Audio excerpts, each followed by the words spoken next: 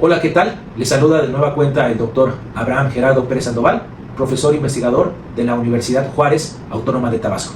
El día de hoy veremos un tema de suma importancia en seguridad social e impuestos especiales, el cual es conocer y lograr calcular el salario base de cotización. Se utiliza siempre para hacer los cálculos y los pagos de las cuotas obreras patronales ante el Instituto Mexicano de Seguro Social. Vámonos al tema. El salario base de cotización es utilizado en México por el Instituto Mexicano de Seguro Social, el IMSS. ¿Para qué? Para determinar las cuotas obrero-patronales que se pagan en un régimen obligatorio.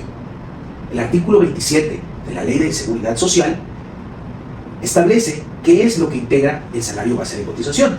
Hay una cuota diaria, la gratificación anual, o también conocido como aguinaldo, percepciones, alimentación, habitación, primas, comisiones, prestaciones en especie. A continuación, se muestra un tablero donde nos dice qué tipo de percepciones son, qué puede integrar al salario base y qué no integra al salario base. Todo esto obtenido de la Ley de Seguro Social o de Ley de Seguridad Social. Vamos a irnos al tema del cálculo del salario base de cotización. Normalmente existen tres tipos de salarios: el fijo, el variable y los mixtos.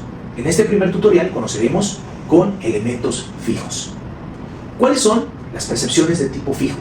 El sueldo, que es la retribución diaria otorgada por la prestación de un servicio personal subordinado, y las prestaciones mínimas de ley, las cuales son gratificación anual aguinaldo y la prima vacacional. Esas son las prestaciones mínimas de ley. Hay también prestaciones adicionales dependiendo del contrato colectivo o individual de trabajo, como son la prima dominical, compensaciones, y hay algunos contratos laborales que incluyen alimentación, vales de despensa, fondo de ahorro y ayuda para transporte. En este primer video conoceremos percepciones de tipo fijo y que sean prestaciones mínimas de ley. Si recordamos, las prestaciones mínimas de ley es el aguinaldo, que nos dice el artículo 87 de la Ley Federal del Trabajo que una persona tendrá derecho a un aguinaldo que deberá ser pagado antes del 20 de diciembre y como mínimo equivalente a 15 días de trabajo. Nuestra tabla nos dice que tenemos que hacer un cálculo o una proporción diaria de aguinaldo. ¿Cómo lo calculamos? 15 días, que es mínimo de ley, entre los 365 días del año, nos da un porcentaje del 0.041095. A partir del 2023, la prima vacacional tuvo algunos cambios, ya que el artículo 80 de la Ley Federal del Trabajo nos dice que la prima vacacional por lo menos debe de ser del 25% correspondiente a las vacaciones obtenidas o ganadas por la antigüedad o por los años laborados del trabajador. En el 2023, como dije hace un momento, el gobierno realizó cambios a los días de vacaciones. Ahora, durante el primer año laborado, el trabajador ya tiene derecho a 12 días de vacaciones. Esto a comparación de los 6 que solamente tenía antes del cambio de esta legislación. El año 2, 14 días, el año 3, 16, el año 4, 18 días, año 5 ya tenemos 20 días de descanso, de vacaciones, y de ahí sucesivamente, de 6 a 10 años ya tenemos 22 días por año, del año 11 al año 15, 24 días, y hasta llegar hasta 31 a 35 años tenemos derecho a 32 días de vacaciones.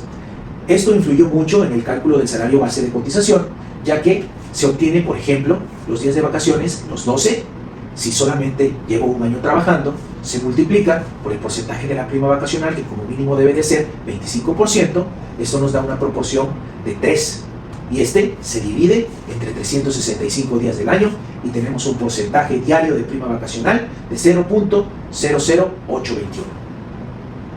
¿Cuándo cambiará el porcentaje de la prima vacacional?